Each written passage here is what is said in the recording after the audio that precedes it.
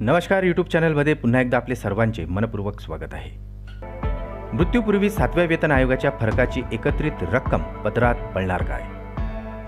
सेवानिवृत्त कर्मचाऱ्यांची मागणी। चला तर पाहूया ही सविस्तर बातमी।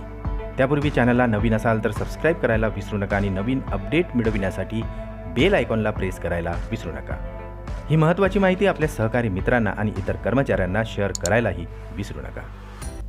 अनेक सेवानिवृत्त झालेल्या कर्मचाऱ्यांनी 7व्या वेतन आयोगाच्या फरकाची एकत्रित रक्कम आता पदरात पडणार काय अशी मागणी केलेली आहे। सेवानिवृत्त कर्मचारी दुर्धर आजाराने ग्रस्त असून आता असंख्य घरगुती अडचणींचा सामनाही त्यांना करावा लागत आहे। अशा प्रसंगी मृत्यूपूर्वी ग्रॅज्युटी, रजारोखीकरण आणि 7व्या वेतन आयोगाच्या फरकाची एकत्रित रक्कम आता पदरात पडणार काय असा सवाल आता सेवानिवृत्त कर्मचाऱ्यांकडून केला जात आहे।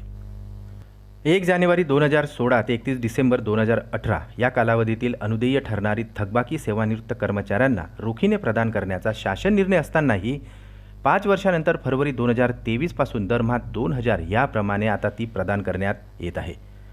7व्या वेतन आयोगानुसार 1 जानेवारी 2019 पासून सुधारित वेतन रोखीने प्रदान करण्याचा शासन निर्णय असतानाही सुधारित वेतन प्रदान न झाल्याने या फरकाची थकबाकी, निवृत्ती उपदान व निवृत्ती वेतन या सर्वांच्या फरकाची एकत्रित 5 ते 10 लाख रुपयापैकी 1 रुपयाही न देता सेवानिवृत्तांची आर्थिक कुचंबना आणि अवहेलना केली जात आहे।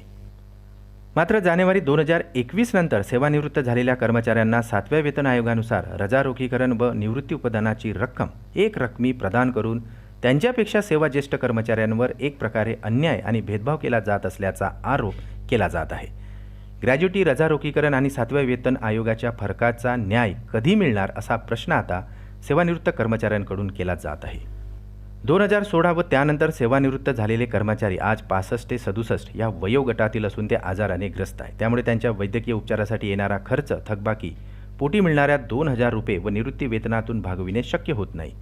मृत्यूपूर्वी आमची देणी एक रकमी आमच्या पदरात टाकून आम्हाला न्याय देईल का अशी हाक आता शेकडो निवृत्त कर्मचाऱ्यांनी दिली आहे।